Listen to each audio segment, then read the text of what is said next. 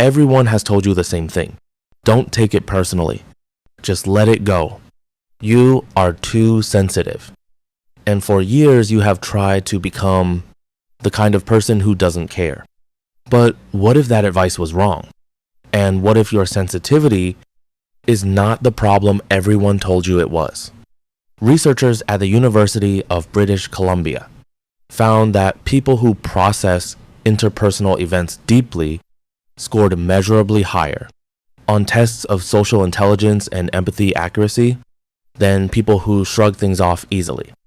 A separate study confirmed that high sensitivity is directly linked to stronger long-term decision-making in relationships. Today, we look at 10 signs that taking things personally is not a character weakness, not an emotional deficiency, not something you need to fix. It is one of the most underestimated forms of human intelligence. Stay until sign 7. It will change everything you have believed about yourself. Sign 1. Think about the last time someone made a comment that everyone else in the room laughed off, but you felt it land differently. You went home still thinking about it, still trying to understand what they really meant. Most people would call that overthinking. Here is what it actually is. Your brain does not process social information at a surface level. It goes deeper, asking, why was that said? What is beneath it? What does it reveal about that person? Psychologists call this deep social processing, and it is the same cognitive function that makes great therapists, great negotiators, and great leaders. Sign 2. You have probably been in an argument where the other person moved on completely, within minutes, while you were still quietly replaying every word. 2 days later, they call that proof you are too sensitive. Here is the reality. Your brain is running a detailed analysis of what went wrong and how to prevent it happening again. The person who forgot the argument in 5 minutes will make the same mistake in the next one. Your sensitivity is your quality control system. You care about getting relationships right, and that caring is exactly what makes you someone worth trusting. Sign 3. There was a man, let's call him James. He worked in a busy office, and every week someone on his team would make a quiet dig, a backhanded compliment, or a comment that felt off. Most people shrugged and said James was too uptight. But 3 months later, when that person's real intentions surfaced, and things turned ugly for the whole team, James was the only one who wasn't surprised. He had read those signals long before anyone else did. Research from Princeton University shows that people with high sensitivity to social signals detect deception and hidden agenda significantly earlier than low sensitivity individuals. Your hurt feelings are not a weakness. They are an early warning system.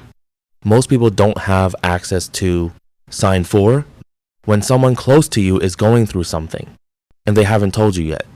You probably already know. You can feel it in the way they type a text, in the half-a-second delay before they laugh, in the specific words they chose, and the ones they avoided. That is not coincidence. That is your nervous system doing something most people simply cannot do. Neuroscience calls this heightened autonomic social sensing. Your brain picks up on microsignals that exist below the threshold of conscious awareness for most people. You are not oversensitive. You are running on better hardware. Sign 5. You probably hold yourself to a very high standard, not just with others, but with yourself. When you make a mistake, it doesn't just slide off. It stays and you work through it because it matters to you. Non-sensitive people move on quickly because the standard simply isn't there. Research shows that people who process their own mistakes deeply demonstrate higher rates of personal growth over a 5-year period than people who dismiss failure quickly. Your pain is your precision. It is making you better, while others stay the same. Sign 6. You have probably said something to someone and immediately known from the slight change in their expression, that it landed wrong, even before they responded, even if they said they were fine. That is real-time emotional feedback processing, something that requires an extraordinary level of attunement to another person. Most people talk at each other. You watch and listen and feel simultaneously. That is not too much. That is the foundation of every meaningful human connection that has ever existed. Sign 7. This is the sign I told you to stay for. Do you sometimes feel like your emotions are louder than other people's? Like you experience the same situations with more intensity, more joy, more grief, more everything? Do you ever wonder why you feel so much when others seem to feel so little? Here is what neuroscience found.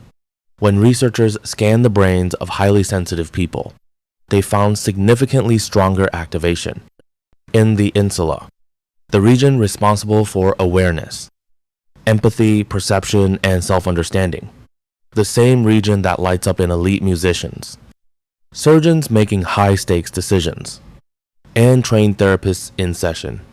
Frida Kahlo said that everything she felt so deeply it almost destroyed her became the raw material of everything she ever created. Lincoln wrote about feeling wounds that other politicians didn't even register and called that sensitivity. The only thing that helped him understand the people he was leading. Your feelings are not too loud. The world around you is just very quiet. Sign 8. You probably find small acts of cruelty genuinely disturbing, even when they are not directed at you. A rude comment between strangers, a moment of dismissal, an unkindness that everyone else laughed at. You remember those moments long after everyone else has forgotten them. That is not weakness. That is a moral nervous system, calibrated to notice what should not be ignored. Sign 9. Think about what happens when someone comes to you with a problem. You don't just hear the words. You feel the weight behind them. You understand the part they didn't say out loud. You give them the response they actually needed, not just the practical answer. People come to you because you make them feel understood. In a world full of people who just want to give advice, that is not a small thing. That is what humans have needed from each other since the beginning. Sign 10.